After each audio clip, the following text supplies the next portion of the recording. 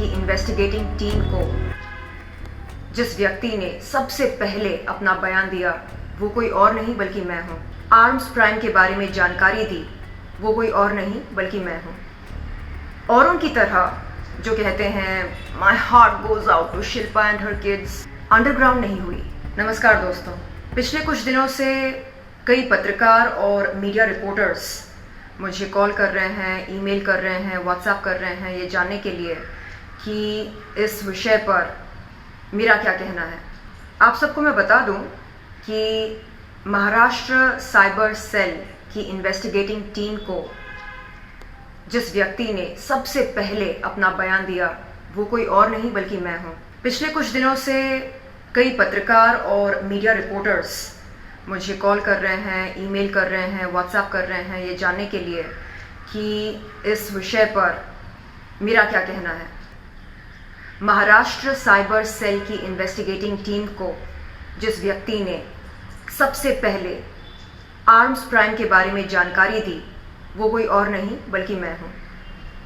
कहने का तात्पर्य ये है कि जब मुझे समन्स नोटिस भेजी गई थी महाराष्ट्र साइबर सेल के द्वारा, औरों की तरह जो कहते हैं my heart goes out to Shilpa and her kids, मैं अंडरग्राउंड नहीं हुई, लापता नहीं हुई, गायब नहीं हुई,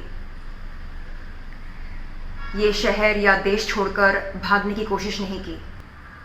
मार्च 2021 में साइबर सेल के ऑफिस पर जाकर मैंने अपना निष्पक्ष बयान दिया। दोस्तों, इस विषय पर कहने को बहुत कुछ है, लेकिन क्योंकि ये मैटर सब जुडिस है इसलिए इस पर टिप्पणी करना मेरे लिए अनुचित होगा। इसलिए मैं आप सब से अनुरोध करती हूँ, ख़ासतौर पर पत्रकारों से और मीडिया के रिपोर्टरों से ये निवेदन करती हूँ कि वो महाराष्ट्र साइबर सेल से संपर्क करें और अपने प्रश्न उनके सामने रखें और हो सके तो उनसे मेरे बयान के कुछ एक्सर्प्ट्स शेयर करने की विनती करें। धन्यवाद, जय हिंद। भी इस सिलसिले में एक ऑफेंस रजिस्टर हुआ है और क्राइम ब्रांच के ऑफेंस के बाद दो ऑफेंसेस मालवनी पुलिस स्टेशन में इंडिविजुअली दाखिल किए हैं विक्टिम्स ने, और एक लोनावला पुलिस स्टेशन में भी एक ऑफेंस इसी प्रकार का दाखिल है। अभी तक कोई एक्टिव रोल नहीं पाया है। We are investigating. Yeah, it was investigation is a process. During investigation, there were certain hitches, but we overcame those hitches.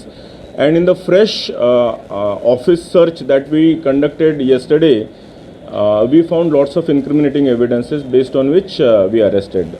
There were many electronic evidences also to be proven. Some accounts were to be verified, transfer of money and real ownership of the accounts and the content and the publisher was to be verified beyond doubt before we could take some coercive action. फरवरी 2021 में crime branch Mumbai ने Malvani police station के अंदर pornography films के सिलसिले में एक case register किया था। उसी केस के प्रोग्रेस के तहत आज की ये प्रेस कॉन्फ्रेंस है।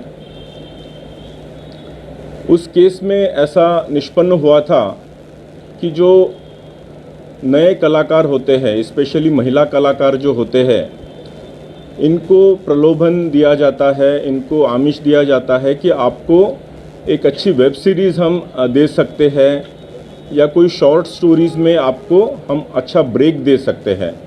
ऐसे करके आप उनका ऑडिशन के लिए बुलाया जाता था या कुछ शॉर्ट्स लिए जाते थे और इस शॉर्ट्स में थोड़ा सा बोल्ड सीन करना पड़ेगा। वो बोल्ड का ट्रांसलेशन धीरे धीरे सेमी न्यूड और फिर फुल न्यूडिटी के तरफ वो पिक्चराइजेशंस जाते थे, जिसमें ये महिला कलाकारों ने अपोज किया था और इन्हीं में से कुछ क्राइम ब्रांच के पास आई थी, जिसकी वजह से ये गुनाह दाखिल हुआ था। उसका और डिटेल इन्वेस्टिगेशन करते हुए ऐसे पता चला कि इनकी राजकुंद्रा, इनकी जो वियान कंपनी है मुंबई स्थित, इनका टाई अप हुआ है केंद्रीन नाम की एक कंपनी है जो कि लंदन स्थित है, यूके स्थित है, ये केंद्रीन कंपनी के ओनर जो है ये राज कुंद्रा इनके ब्रदर इन लॉ ही है। इस हॉटशॉट्स पे ये जो भी कंटेंट क्रिएट किया जाता था, ये कंटेंट राज कुंद्रा और केंद्रीन की कंपनी खरीदती थी और उसको पब्लिश करती थी हॉटशॉट्स नाम के ऐप के ज़रिए।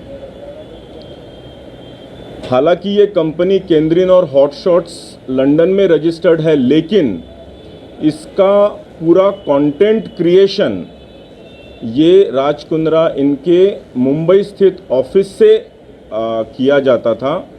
कंटेंट क्रिएशन, इसके पूरे ऑपरेशंस, इसका पूरा account management, piracy related issue, ये सारे के सारे वियान के ऑफिस से मुंबई से ही किए जाते थे।